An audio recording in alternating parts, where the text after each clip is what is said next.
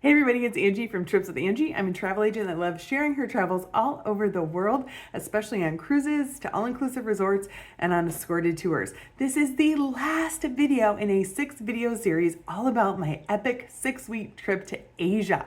So we started in Singapore, we boarded the Celebrity Millennium, we went to different ports of call in Thailand, Malaysia, and Indonesia, then we flew to Vietnam, and now we boarded the Seabourn Encore in Hong Kong. Last video was my review of the Seabourn Encore, and this video is all about the ports of call we had in Taiwan and the Philippines. Here's a map of the route our ship took just to give you a better sense of where we are in the world. Hong Kong was one of my favorite places we visited during the full 6 weeks. Hopefully you've been following along the whole time. I love the old and the new. So you see the old clock tower there among this harbor full of shiny lit up buildings. This is the view from the Club Level Lounge at the Ritz-Carlton Hong Kong. We were able to use points to book it. One of my best points redemptions to date. It's absolutely an incredible hotel. We started our food tour right in the area around the hotel. It was decorated for the new year. We walked through the markets. They had plenty of great New Year souvenirs available.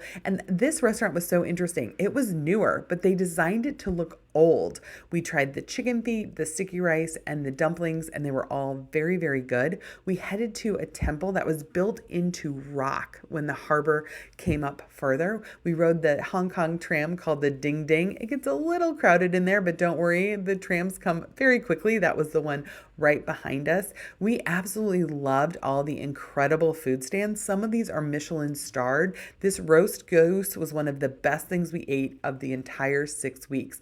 We also tried the soup dumplings. You bite in and soup squirts out all over you if you're not very good at it. Then we took the famous escalator system. Now this is one of the longest escalators in the world. It takes you from the top of the mountain all the way down, but be careful. You want to make sure you have a way back down because it only goes one way. Then we headed out to Stanley. So we wanted to kind of get out of the city. We took a drive over the bridge to head to Stanley, Hong Kong, which is kind of a beachside town. It was a beautiful drive. I think it's worth it just for the drive itself. It's one of the few places the metro does not go. And it just had like regular beach town vibes once you got there. Then it was time to board our Seabourn Encore cruise ship. Hopefully you saw the review. Our first stop was in Taiwan. We opted for a ship excursion to 2 different temples. The first temple was the Fung Guan Shan Monastery and Museum.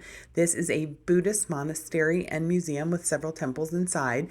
It does have quite a few stairs, so make sure you include that for your mobility. It had a beautiful garden where all these statues were different Buddhas. Then you make your way up the hill through beautiful gardens. It was decorated for the Lunar New Year. All of the lanterns were decorated by kids. We made it to the top of the first hill for this beautiful Buddha and all the Buddha statues that had been sponsored. Then we made our way over to the museum. Inside the museum were 2 additional temples where they didn't allow photography. We did have to take off our shoes and be properly covered. At the entrance, they have this incredible carving of Buddhas into an ancient tree. They also have an experience where you can practice your calligraphy. When we were done with that, we headed down to the Gunshan Lake where we saw the Dragon and Tiger Pagoda, a temple, and then it was time to head to our next port of call, which was Manila, Philippines. We booked a private guide through tours by locals to go around at our own pace. The first stop was Rizal Park. This is dedicated to Dr. Jose Rizal, who was a national hero for fighting against the Spanish occupation until he was executed by firing squad. We also explored some of the local churches because they're absolutely gorgeous.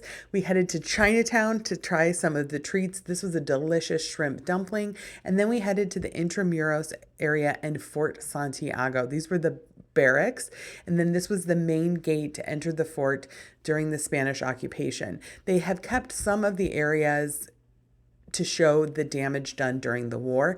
And then here was a wedding. So 2 of the main churches outside of Intramuros were having weddings on the day we were there. The weddings were every hour. So people line up to go into the next wedding. And then you definitely do not want to miss a Manila sunset.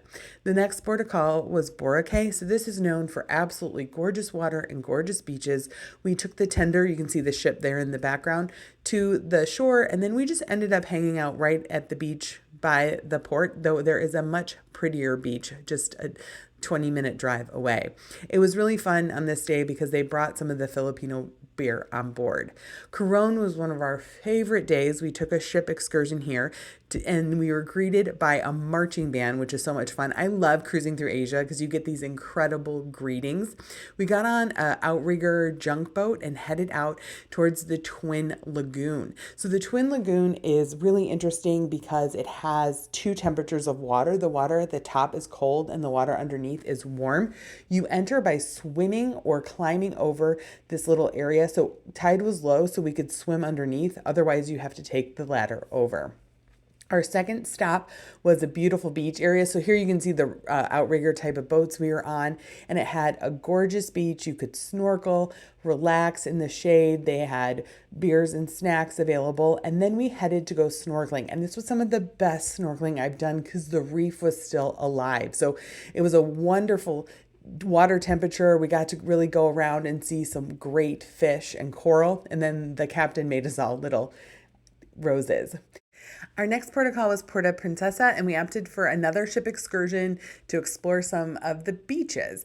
This is a better view of the junk boat outrigger that we boarded, and then we headed out to explore some beach area. We went to Lowry Island, which is an island that has very aggressive tides, so you could kind of see the mangroves, but Cowrie Island was our favorite. You could swim there, the sand was soft, and it was just a nice beach day with a beautiful view. Now, the last port of call, if you remember, was in Malaysia. We decided not to get off there. It was very, very hot, and a lot of things were closed due to the Lunar New Year.